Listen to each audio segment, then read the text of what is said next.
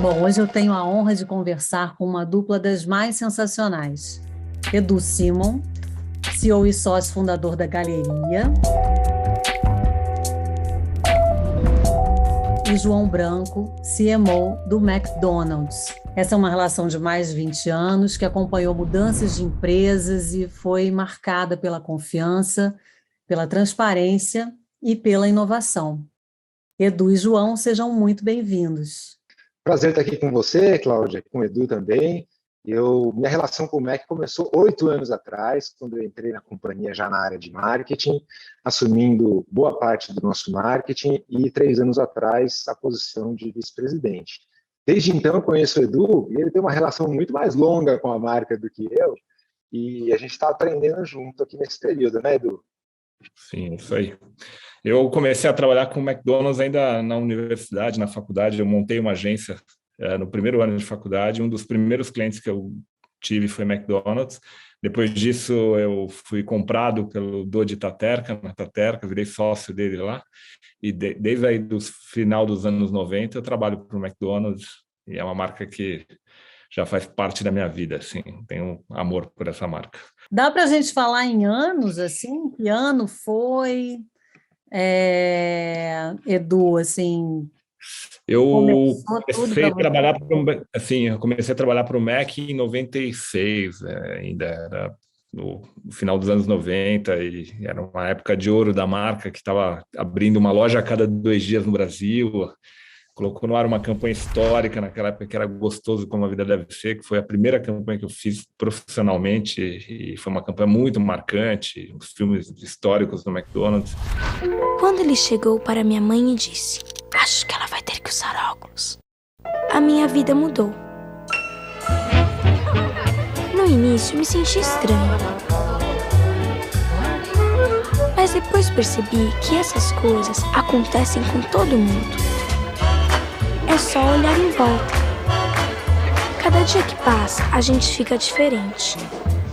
Você nasce com uma cara e quando vê, já tá com outra.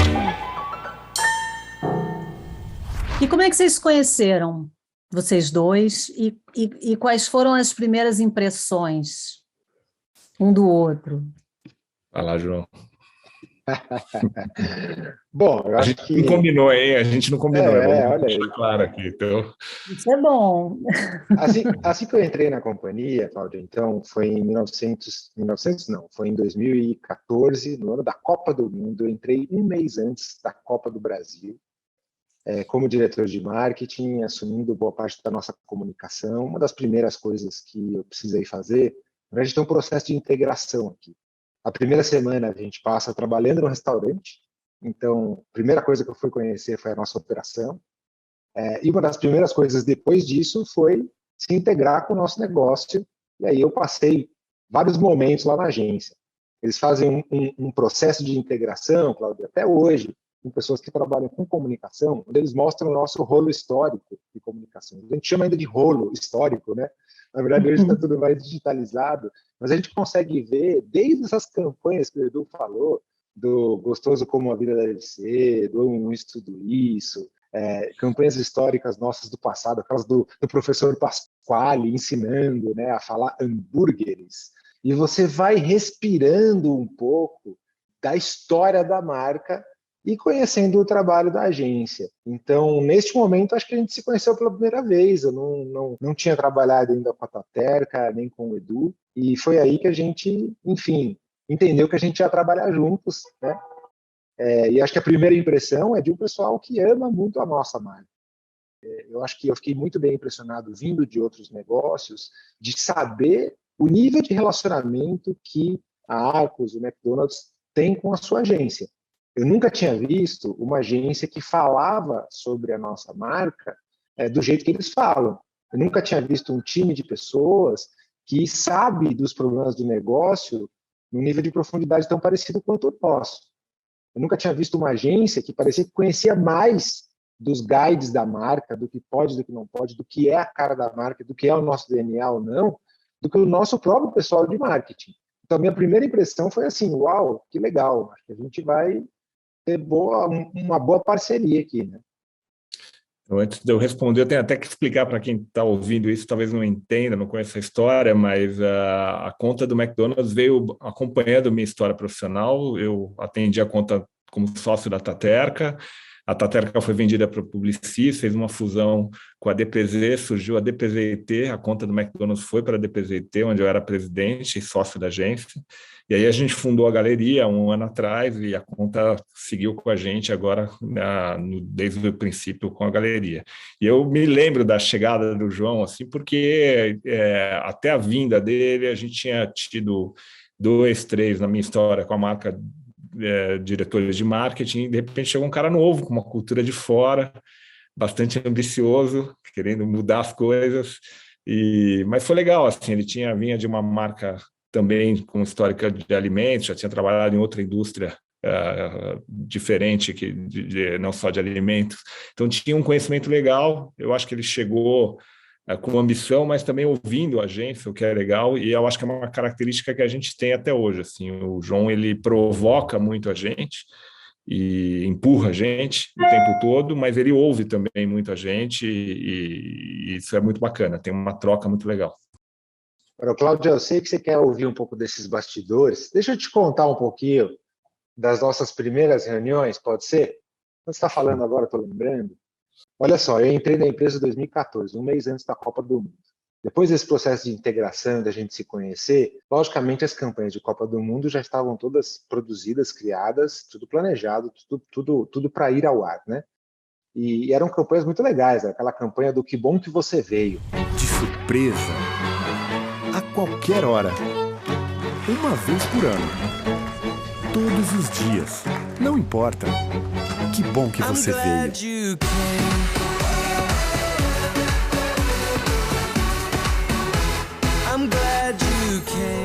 Foi sensacional este momento.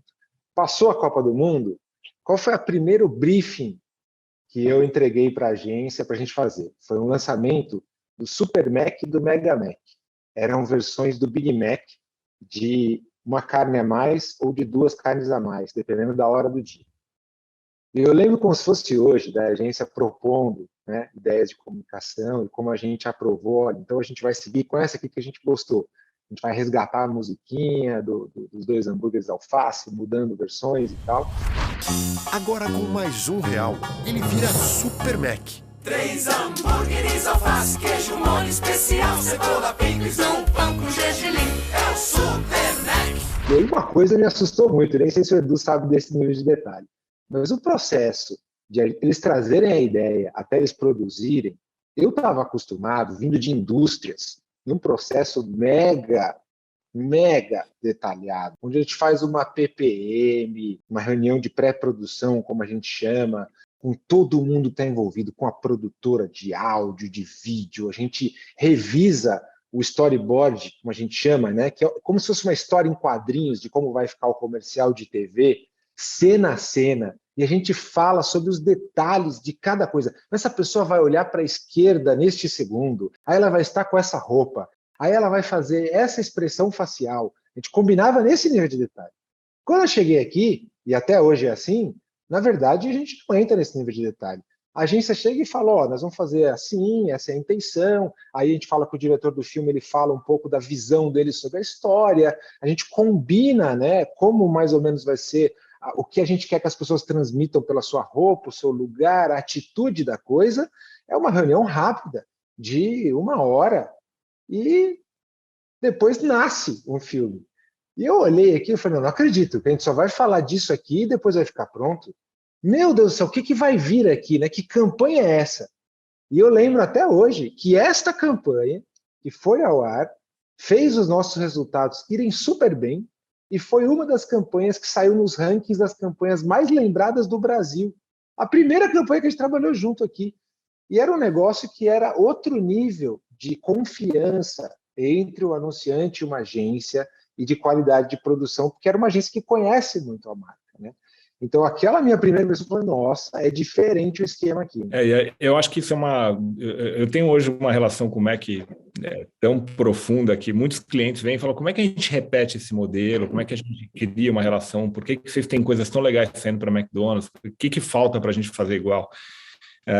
E eu acho que essa confiança que o João está falando, que foi construída a partir de uma cultura da agência de craft, que sempre teve na Taterca, teve na DPZT e tem no nascimento da galeria. Craft é uma coisa que a gente leva muito a sério, mas assim, a gente tem um nível de confiança um no outro muito grande. Eu sei que eu posso confiar nele, que ele não vai puxar meu tapete porque ele não aprovou nada e a gente fez, e ele sabe que pode confiar na gente porque a gente conhece a marca profundamente e a gente está fazendo o que é melhor para o negócio. E a gente se encontra nesse meio do caminho, que é, vamos combinar o mínimo possível para dar certo e você se concentrar em fazer a campanha funcionar do teu lado e eu do meu lado. Então, eu acho que é esse tipo de acordo que não tem contrato no mundo que a gente consiga escrever isso, sem dúvida nenhuma, é uma dos fatores de sucesso dessa relação que comigo dura aí há 30 anos, 20 e poucos anos, com a galeria o primeiro ano, com a DPZT os últimos 7, e foram 20 anos com a Taterca, né?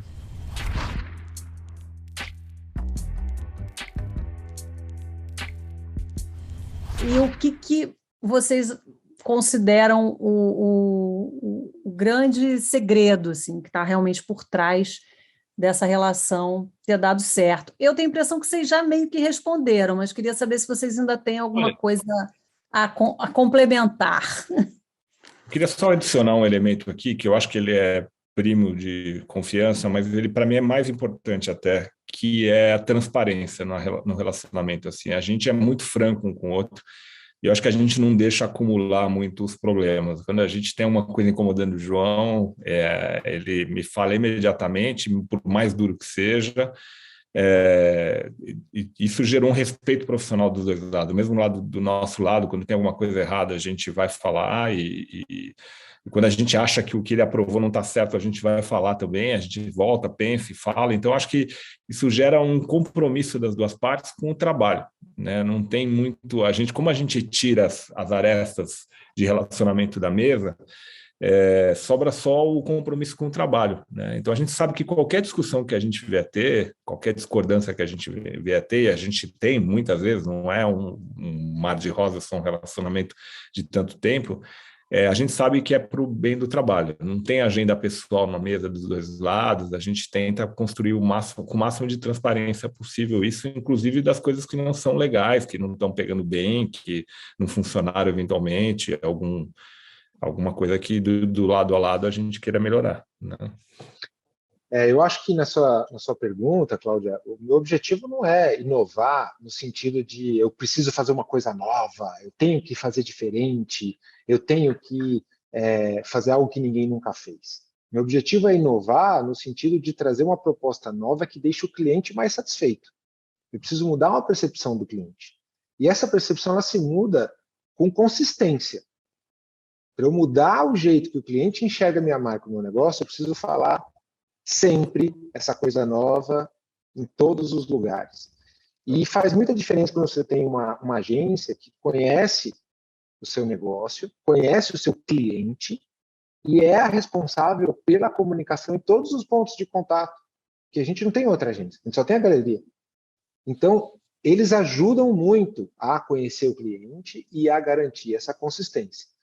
E aí eles sabem os nossos objetivos, né? Eu costumo dizer que a galeria já me viu pelado, no sentido de que eles sabem meus objetivos, eles sabem a minha avaliação de desempenho, as minhas metas, eles sabem o que me dá bônus e o que não me dá bônus. Eles sabem pelo que eu sou cobrado. Eu falo para eles, gente, se vocês me ajudarem, a gente está no meu barco, né? Está aqui, ó, é isso que eu preciso entregar. Então, a gente vai se falando nisso. A gente tem uma transparência e uma relação buscando o mesmo objetivo. Quando o Edu fala, a gente se fala do que incomoda, óbvio que é como um casamento, né? Eu não fico falando das coisas pequenas para ele também não fico falando das coisas pequenas para mim. Mas o objetivo maior está alinhado. É para lá que a gente vai, é isso que a gente vai querer conquistar juntos. Ele escreveu um artigo, a agência já me viu pelado. E publicou num jornal de trade. E, pô, você não sabe quantas vezes eu recebi sacanagem por causa disso. Os amigos e colegas do mercado. É o auge da transparência na relação. É o auge da transparência.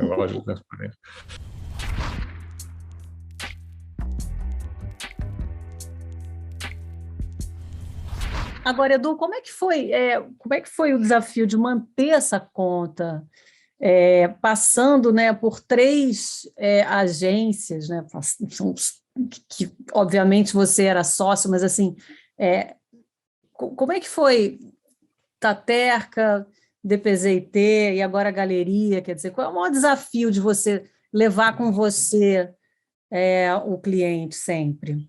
Eu vou falar uma coisa que pode parecer de efeito, mas o João que vive com a gente, ele sabe bem como é que a gente aplica isso na prática. A gente tem um princípio com a conta do MEC, que é uma conta, obviamente, muito importante, é uma das maiores anunciantes do Brasil, uma das marcas mais queridas do mundo e do Brasil. Então, obviamente, é um trabalho que é o trabalho que mais aparece da agência e que a gente tem muito orgulho de ter carregado durante tanto tempo. Mas a gente tem um jeito de trabalhar para eles que a gente se propõe reconquistar essa conta todo ano, no final do ano, né? Então, como é que a gente faz isso, né? A gente apresenta para eles como se fosse uma concorrência. São várias ideias, quase 50 ideias, sem briefing naquele momento, que é o nosso olhar para os problemas que a gente já conhece. Quer dizer, a gente quer mostrar intimidade com os problemas dele e, ao mesmo tempo, trabalhar totalmente livre daquela máquina de moer pessoas que é o dia a dia. No final do dia, a gente tem uma marca de varejo, né? Não parece, mas é uma marca de varejo. Ela tem que botar 2,5 milhões de consumidores todo dia para consumir seus produtos. Então, no final do ano, a gente separa aí 40 dias para trabalhar, a gente para a agência, coloca todos os times para trabalhar para ele, para a marca, e a gente apresenta esse momento mágico que acontece, que eu acho que a partir do momento que o João entendeu, foi muito legal, porque ele estimula a gente a fazer isso, porque a gente sai daquela reunião com uma prateleira de boas ideias para o ano e, ao mesmo tempo, a gente renova a nossa paixão pela marca, porque você não vai conseguir fazer isso se você não estiver completamente envolvido com o negócio. E eu acho que isso acabou gerando uma coisa interessante dentro da agência, que é todo mundo quer trabalhar para a marca, pelo menos naquele momento. Todo mundo quer colocar alguma ideia que depois vai estar no seu portfólio. Então, as melhores pessoas da agência, as melhores cabeças da agência param naquele momento para reconquistar a conta do MEC. Então, eu acho que isso se tornando um ritual para a gente, a passagem de uma agência para outra, ela foi mais natural, porque a gente já estava num processo de reconquista o tempo todo, né? Eu acho que isso a gente pode se aplicar em qualquer relacionamento nosso, né? Se você reconquistar o teu parceiro todo ano, provavelmente teu casamento vai funcionar melhor por mais tempo do que você deixar as coisas desgringolarem e aí ter que reconquistar de uma vez. Então, eu acho que a gente tem muito esse processo.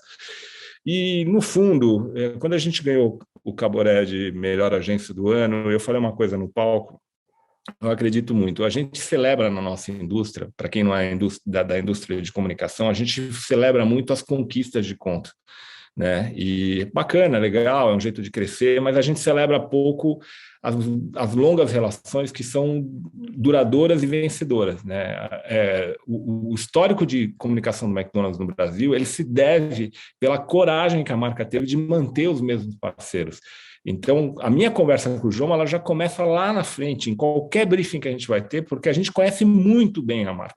Muito bem a marca. Então, não tem que explicar muito por que funciona num tipo de loja e não no outro tipo de loja, qual é a política interna de ter franqueados decidindo coisas, como é que se compõe o preço de um produto, o que pode, o que não pode fazer. A gente já tem essa cultura embarcada. Então, é óbvio que isso é uma estratégia também do McDonald's de manter esse nível alto, porque quando eu olho para grandes histórias de comunicação, são de parceiros que estão desenvolvendo uma relação duradoura. Santander com a Suno, Itaú com a gente, a Vivo com as agências que ela tem. São todas histórias que a gente pode separar daqueles caras que têm bons momentos de comunicação e depois já trocam de agência e vivem de solavancos, né? Então, eu acho que tem uma sabedoria aí no jeito de gerir comunicação, né? Que é tentar manter uma linha estratégica, porque por mais que eu me ache importante nesse processo, não sei o que é importante, é que o McDonald's tem uma estratégia muito clara no Brasil de comunicação, que foi evoluindo com o tempo, mas nunca se rompeu. Ela tem uma clareza estratégica. Quando o João fala dessa apresentação, a gente mostra de 79 até agora tudo que a marca construiu, e tem uma história muito bem clara, muito claramente contada, que acompanha a evolução do consumidor nos seus saltos, nas suas mudanças, mas ela tem uma coerência, sabe? A marca tem personalidade. Você sabe no primeiro frame de uma comunicação do McDonald's, que é o McDonald's. sem precisar de artifício de botar uma marquinha. A gente nunca botou, né, João? Aquela marquinha no filme inteiro, ou ficar usando o vermelho e amarelo. Tem que ter o vermelho e amarelo. A gente nunca teve essa conversa para produzir nenhuma peça. Tem que ter em todas as cenas. Não precisa, porque tem um jeito de ser que a marca transpira. E a gente recentemente mudou completamente o jeito de comunicar, mas você continua reconhecendo a mesma marca. Isso dá conforto para quem é fã da marca e ajuda na estratégia de construção de relacionamento de longo prazo com os consumidores, né? Falei bonito, hein, João? Caramba, só dar um aplauso aqui.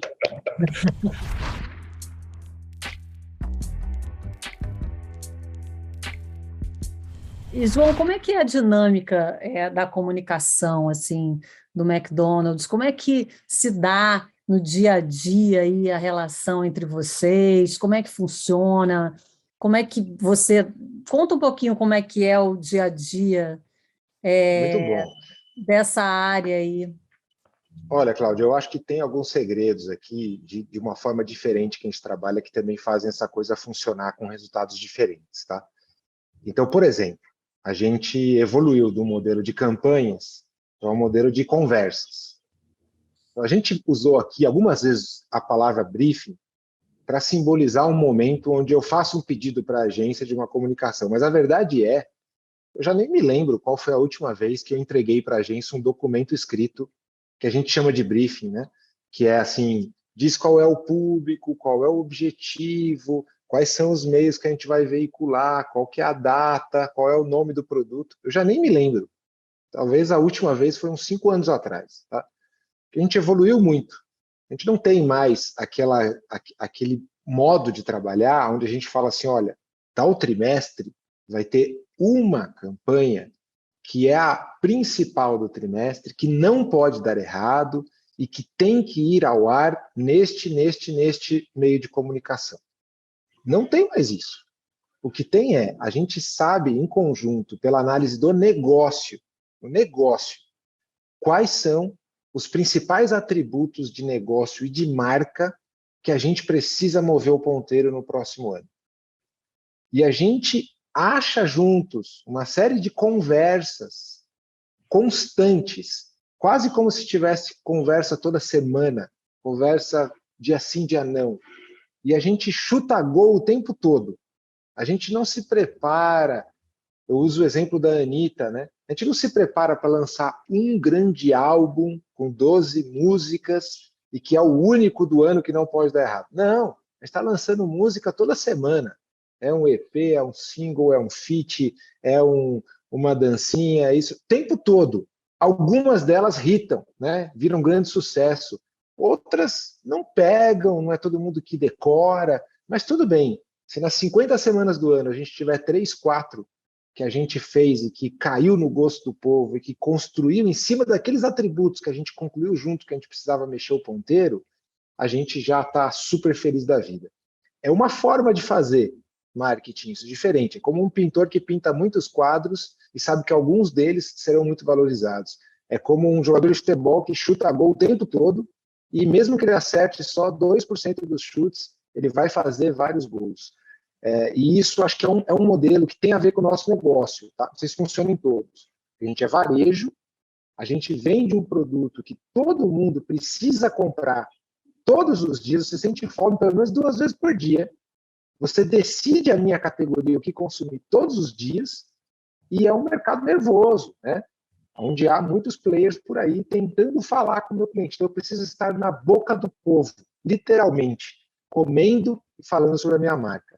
E essa necessidade de negócio se reflete na forma como a gente toca o dia a dia. É só assim que funciona.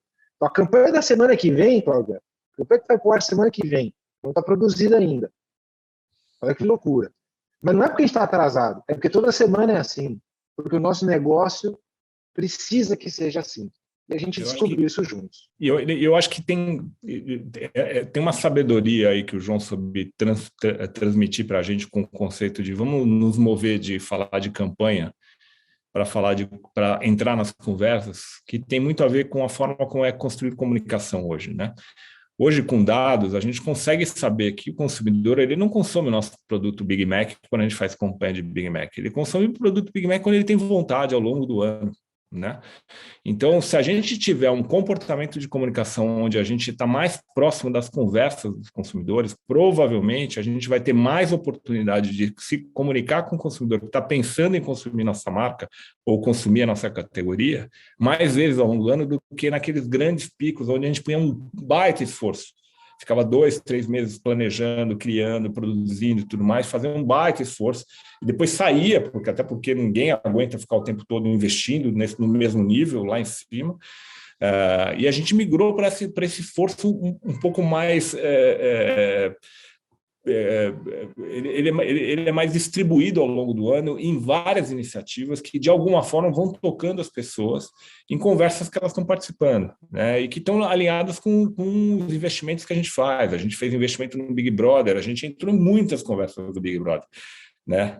De uma forma inteligente, de capturando o que as pessoas estavam pensando, o que elas estavam conversando, o que acontecia dentro da casa, usando a casa para gravar um comercial dentro da casa. Então, isso tudo fez com que a gente tivesse um esforço de investimento grande, mas que ficou durante 4 meses, 3 meses, nos dando resposta o tempo todo. Ao invés de uma campanha de 15 dias que eu vou impactar, que era como a gente fazia historicamente, eu vou impactar uma pessoa, a Cláudia, 5 vezes, 7 vezes, e com isso eu vou tentar mover o comportamento dela para aquilo que eu estou querendo. É mais inteligente essa conversa. As pessoas falam da nossa marca, pensam na nossa marca o tempo todo, né? Ou estão dispostas a pensar na nossa marca o tempo todo. Então, se eu souber acompanhar esse flow, vai ser melhor.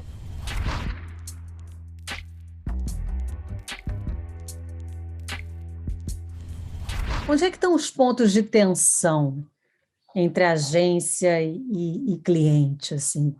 Vocês dois são muito experientes, quer dizer, quais são os temas mais críticos, que geram os maiores conflitos? Dizem que é dinheiro, que costuma ser um elemento de conflito número 1, né, que acaba com as relações. Onde é que estão os grandes conflitos, normalmente, nessa relação? E eu queria que vocês dois, cada um de vocês, contasse um momento crítico que foi vivido. E como vocês superaram esse momento, assim, o que vocês aprenderam, como é que superaram? Dá para a gente falar disso também? Porque nem tudo são flores, né? Não dá. Eu vou começar, João, e eu acho que você pode puxar um outro. Mais ou menos uns 3 anos atrás, a marca estava passando por um pouco mais, talvez, por um momento curioso, assim, eu acho que ela precisou sentar no divã um pouco, se autoanalisar. Assim, ela começou a perder tração, o mundo tinha se transformado, o consumidor tinha se transformado, e a gente foi mergulhar em pesquisa. O João tinha acabado de assumir a vice-presidência de marketing do McDonald's, e ele fez um batalhão de pesquisa para entender o que estava acontecendo, por que a marca não estava mais tracionando do jeito que sempre tracionou, e por que a gente via alguns concorrentes se aproveitarem disso e ganharem massa muscular aí nesse momento, ganhar preferência, ganhar espaço na cabeça do consumidor. E a gente teve ali uma crise assim a gente precisa pensar um outro jeito de fazer as coisas, né? E são esses momentos são importantes, porque eles são duros. A gente está criticando aquilo que a gente faz, aquilo que a gente sempre fez. E se a gente sai deles, eu acho que normalmente a gente funda um novo ciclo positivo. Porque se a gente não sai, é fácil, acabou o relacionamento, ele vai ter que procurar um outro parceiro, porque a gente não conseguiu reinventar, né? E a gente mergulhou fundo na autocrítica, de entender que, cara, todos os códigos que a gente estava usando precisariam ser revistos, a forma como o consumidor enxergava a gente por causa desses códigos tinha deteriorado muito, a forma como a gente distribui a mensagem está ultrapassada, a gente teve que reinventar mesmo a marca. E a gente entrou num ciclo muito positivo depois disso. Mas não foi fácil, naquele momento não foi fácil, até porque as empresas elas têm um ecossistema, né? E o ecossistema do McDonald's é complexo, né? A gente tem diversos stakeholders aí que têm poder de decisão. Uma empresa da América Latina, não é só do Brasil, a gente tem franqueados, a gente tem o departamento de marketing, a gente tem o consumidor que estava dando os sinais claros para a gente que a gente precisa se mover. Então, assim, eu acho que ali teve uma crise de personalidade ali naquele momento, no sentido de sentar no divã, rever tudo e rever o jeito que a gente trabalhava, rever o time, rever completamente a relação, né? E eu acho que de lá para cá aconteceram tantos gols, né, João, que colocaram a marca num outro patamar de todos os indicadores que ela estava em crise, participação de mercado, preferência, qualquer indicador que a gente queira olhar, que é um sinal de que essa crise fez muito bem para a gente. Eu acho que a gente saiu do relacionamento que estava um pouco desgastado ali para um relacionamento muito melhor, baseado em nos reinventamos juntos, né? Verdade. E acho que o Edu usou um exemplo um pouco mais recente. Eu posso falar um exemplo maior até e mais antigo aqui, Cláudia, mas assim, só confirmando, claramente a gente tem opiniões diferentes com frequência, a gente tem pontos de vista, a gente faz momentos de negociação, como toda relação entre anunciante e agência, né? Tudo bem. E a gente discute sobre isso e a gente sempre tenta achar o interesse maior que a gente tem em conjunto. E a gente se resolve por isso. Agora, já aconteceu, por exemplo, lá atrás, de uma discussão sobre o escopo do serviço, né? Se a gente tem na agência as qualificações que a gente precisa para o desafio de negócio do momento. A gente já passou por uma fase onde parte do que a antiga Taterca fazia para a gente na época, a gente achou que era um momento de tirar dessa agência e colocar numa outra agência. Parte do serviço que hoje a gente chama de marketing digital, por exemplo, foi tirado da agência. Imagine o que aconteceu com a relação nessa época, né? Que você tem uma agência que você tem uma relação de décadas e você vira para essa agência e fala assim, agora eu vou tirar uma parte do que você faz para mim e vou dar para outro. E a gente fez isso e ficou com o outro por uns 2, 3 anos, se não me falha a memória aqui, né, Edu?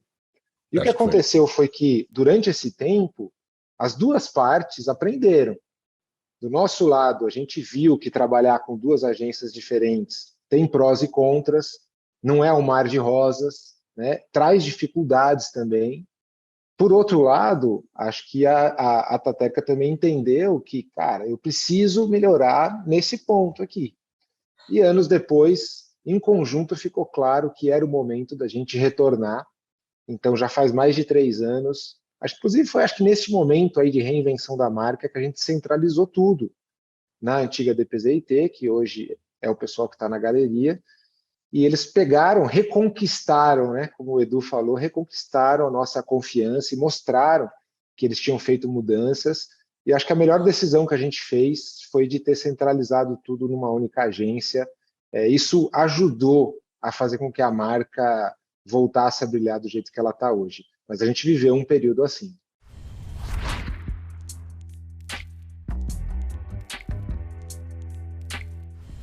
Agora eu queria pedir para cada um de vocês escolher 3 campanhas marcantes, icônicas, importantes na relação de vocês. Não tem problema se vocês dois escolherem as mesmas, mas eu queria ver como é que vocês enxergam assim, essa trajetória mesmo. Será que 3 é muito pouco? Não. Não. Posso começar aqui, Edu? Que essa já está na ponta da minha língua já. Porque esses dias eu estava falando, cara, quais foram os momentos mais legais aqui das nossas principais campanhas, né? Vou te falar os primeiros 3 que me vêm aqui à cabeça, tá, Cláudia? Em terceiro lugar, eu colocaria uma campanha chamada Novinhos Cheddar, que a gente fez, se não me engano, em 2016. Foi a primeira campanha que o Rafael Urenha, né, que é o chefe criativo da galeria, fez para nós. E foi a entrada de um novo criativo na conta, com um olhar diferente, né? O Rafa é DJ também, para quem não sabe, e ele tem uma outra visão de craft, de como fazer as coisas. A gente estava lançando um festival de produtos de cheddar, e eles trouxeram uma proposta de a gente fazer uma campanha toda musical, usando um funk. que na época seria algo assim que causaria um estranhamento. E essa foi uma daquelas reuniões onde a agência traz várias propostas, mas que fica óbvio que tem uma que é muito melhor do que as outras e que merece ser aprovada instantaneamente, de tão boa que é, né? E que nos provocou a ponto de a gente ficar ali desconfortável se a gente faz, se a gente não faz. Mas eu me lembro até hoje, o dia que a gente lançou essa campanha no Brasil, foi talvez o dia que eu mais vi fila no McDonald's no Brasil. Foi o dia que a gente lançou essa campanha. Então essa para mim é o terceiro. Segundo lugar, não tenho como não falar a campanha da Copa do Mundo passada. Toda vez que eu olho essa campanha, eu babo, assim, porque os favoritos, né, que é os sanduíches dos países, para mim ela ficou linda, maravilhosa, trouxe resultados, é um negócio que eu tenho orgulho de ter participado, né, do time que fez isso. E a maior de todas, não tem como negar, foi ter falado McDonald's virar Mac. Foi uma campanha simples, barata, praticamente um vídeo produzido às pressas, porque o que a gente fez foi mudar a fachada de 2 restaurantes, não imaginava que o negócio ficaria tão grande, e que mudou a história da marca no Brasil. Isso é prova de que ideias poderosas não necessariamente precisam de orçamentos milionários. Essas são as minhas top 3. Os novinhos cheddar foi marcante demais, porque tinha um momento novo da relação com a agência, mas especialmente porque a gente arranhou ali essa história da marca ser tão pop como ela é hoje. Assim, a gente usou música funk, a gente repetiu essa campanha 2 vezes depois, com outros estilos musicais, e o resultado de venda foi espetacular, mas a marca saltou. Assim, as pessoas falavam da música, da coragem de usar uma música que a letra original era perigosa, que é uma letra de funk. Então, eu sou apaixonado também porque eu vi a marca. Eu vi ali o potencial do que a gente faz hoje com a marca, que é uma marca pop hoje em dia. Ela toca em assuntos que tornam ela pop o tempo todo, seja a festa do pijama no Big Brother, seja... enfim. E essa é a minha segunda campanha preferida, é a festa do pijama do Big Brother, a campanha que a gente fez no Big Brother.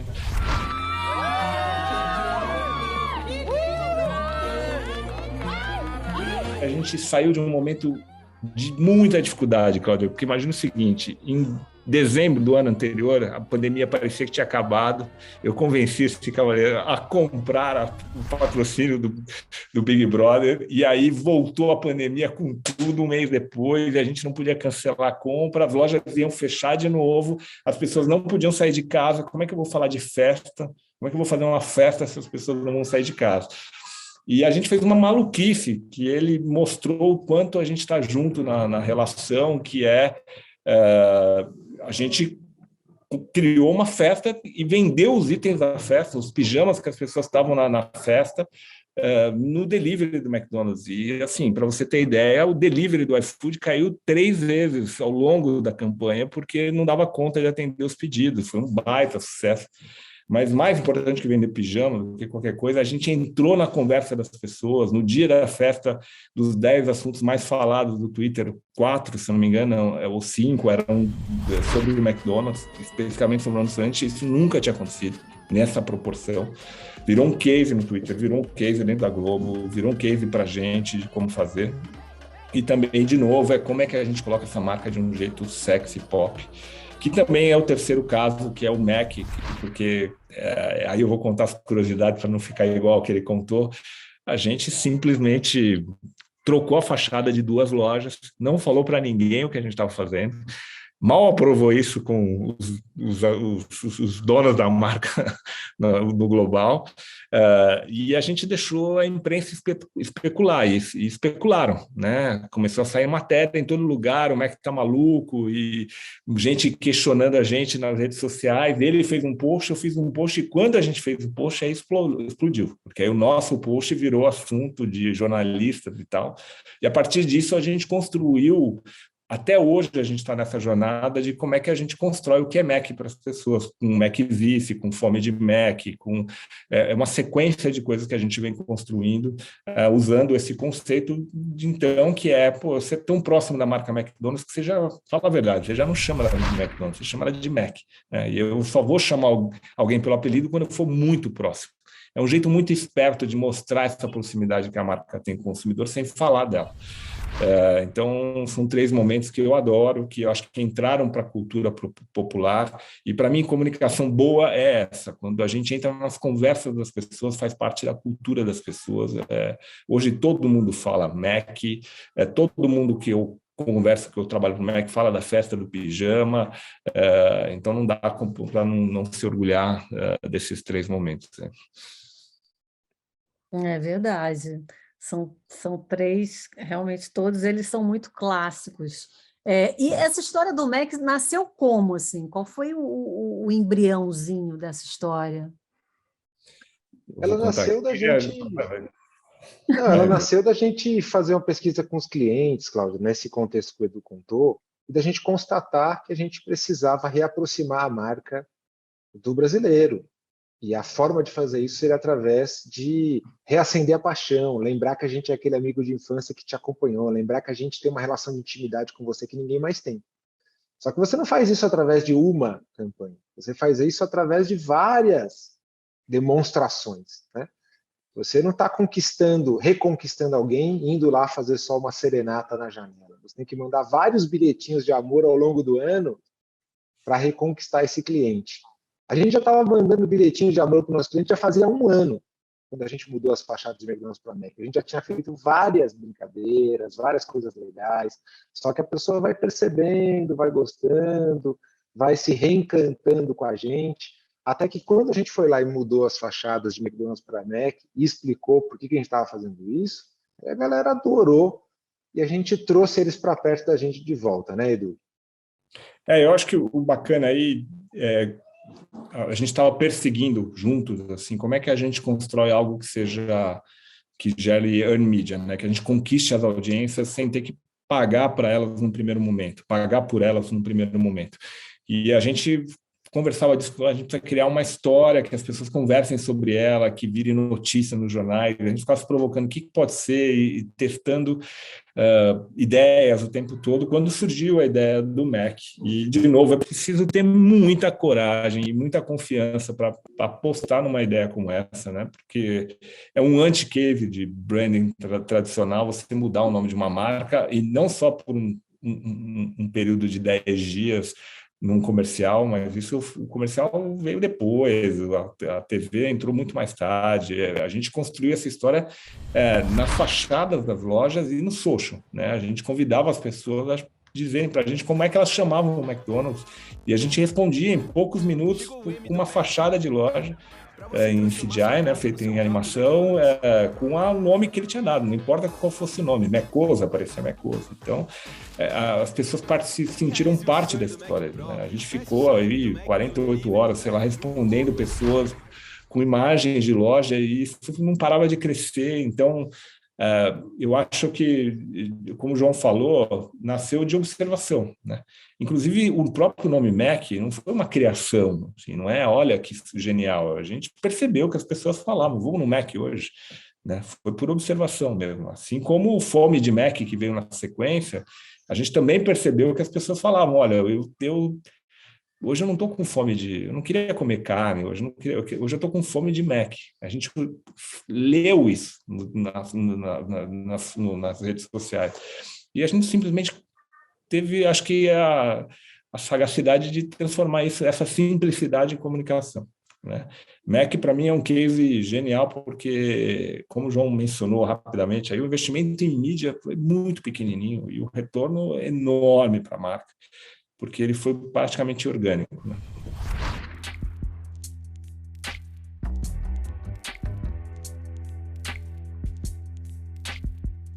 E o futuro? Como é que vocês estão enxergando aí esse ano, os desafios todos que a gente tem pela frente, no Brasil? O que vem por aí também para o MEC? E a galeria? O que vocês podem falar um pouquinho dos próximos capítulos dessa história? Vai lá, João. Vamos lá, a gente divulgou o resultado do nosso primeiro trimestre desse ano, Cláudio. A gente divulgou que o primeiro trimestre de 2022 foi o melhor primeiro trimestre da nossa história. Então, nunca os brasileiros comeram tanto Big Mac, nunca tivemos um faturamento tão alto, então está num momento muito positivo. E esse ano também tem Copa do Mundo, a gente é patrocinador oficial da Copa, então claramente a gente quer seguir com essa boa performance até o fim do ano, né? Não vou poder contar todos os detalhes do que a gente vai fazer aqui, mas certamente vem coisas muito legais para a gente continuar nesse movimento de se aproximar dos clientes. Agora, o que está acontecendo no mercado como um todo, claramente não é que a gente está indo super bem porque está fácil, né? A gente está indo bem porque a gente está bem conectado com o nosso cliente, mas está mudando um monte de coisa. Então, o cliente está cheio de preocupações, a gente tem um ambiente mais inflacionário, a gente tem um ano de eleições, a gente tem atenções totalmente dispersas, a gente tem um público com opiniões muito polarizadas, enfim, o contexto é bastante adverso. Ao mesmo tempo, a gente tem uma evolução da tecnologia, permitindo que a gente faça muito coisas novas, que a gente seja mais personalizado na comunicação, que a gente tenha uma conveniência diferente para o nosso cliente, entregando um serviço que é mais moderno, que é mais fácil. E tudo isso vai mudando a forma, tanto como a gente se comunica, como a forma como a gente opera o nosso negócio. E a gente está, então, se movimentando super rápido, uma agilidade extrema, para tentar ser os primeiros a entender as novas regras desse jogo. Acho que do nosso lado, e isso tem muito a ver com a nossa proposta hoje de como trabalhar com o Mac no momento, a gente tem usado cada vez mais dados e leitura de social para estar dentro das conversas do momento e trabalhar num modelo muito mais ágil com eles, de colocar coisas muito rápidas no ar, né? Um exemplo simples, só para você entender do que a gente está falando, a gente capturou não foi nem no programa do Big Brother, mas foi no momento em que, né, fora do programa ao vivo, um participante falando que o Luciano, né, que ele queria ser tão famoso que ele queria ir no McDonald's e não conseguir comer, porque as pessoas iam pedir para tirar foto. E a gente, em poucas horas, mudou a home, o perfil do McDonald's nas redes sociais para o lugar onde o Luciano os fãs do Luciano podem encontrar o Luciano e tirar foto. Isso gerou muita conversa em torno do McDonald's, mas muita conversa. Então, esse tipo de capacidade de capturar rápido o que está acontecendo e transformar em comunicação é a nossa maior angústia e onde estão os nossos maiores investimentos. A gente está criando o hub para ajudar o McDonald's a falar de game, a estar bem dentro do TikTok, a capturar mais informações para ser mais rápido na reação. Então, eu acho que a comunicação ela assume um papel muito de entretenimento para a marca, uma marca que se propõe a ter um comportamento quase de uma celebridade em social, porque quer gerar conversa, ela precisa estar conectada e precisa gerar algo que entretém as pessoas e não só ficar empurrando um monólogo sobre o que ela quer vender. Né? O que ela quer vender, as pessoas vão descobrir dentro dessas conversas que a gente está criando. Mas a marca está com um comportamento que é onde a gente está mirando. Como é que a gente ajuda esse comportamento a ser mais real e reagir mais rápido às conversas que estão acontecendo.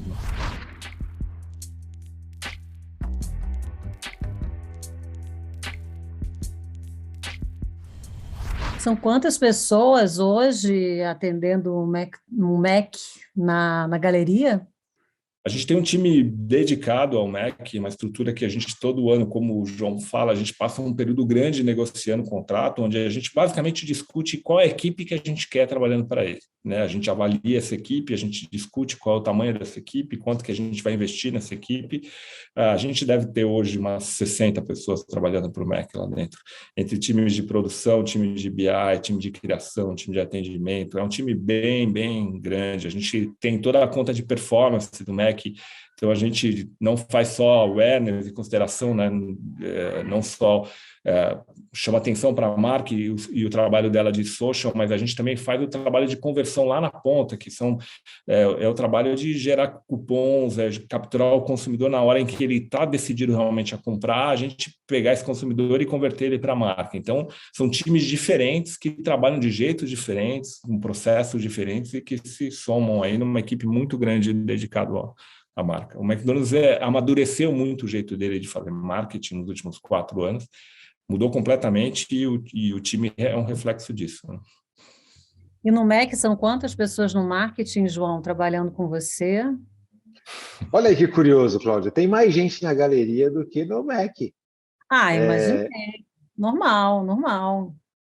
Não sei se é muito normal a gente ter na agência. Um pouco muito grande, gente, né? Bom, o time de marketing é o menor time de marketing dos meus maiores clientes. Assim, dos clientes do porte dele, é o time mais enxuto. Mas fala tem aí, mais ou menos metade das pessoas aqui do que tem na galeria, mais ou menos. O que significa que, gente, a nossa agência não é a galeria. Né? Nossa agência são as pessoas que conhecem a nossa marca, Exato. que estão lá e que são praticamente uma extensão um do outro. Né? Você me perguntar assim, de quem foi tal ideia, às vezes eu nem sei dizer, sabe? Será que foi daqui ou será que foi dali? Será que você me perguntar onde acaba o trabalho de um, onde começa do outro, às vezes eu também nem sei dizer. Então a gente tem um time que trabalha muito juntos, tem bastante gente na agência que é uma extensão do nosso time.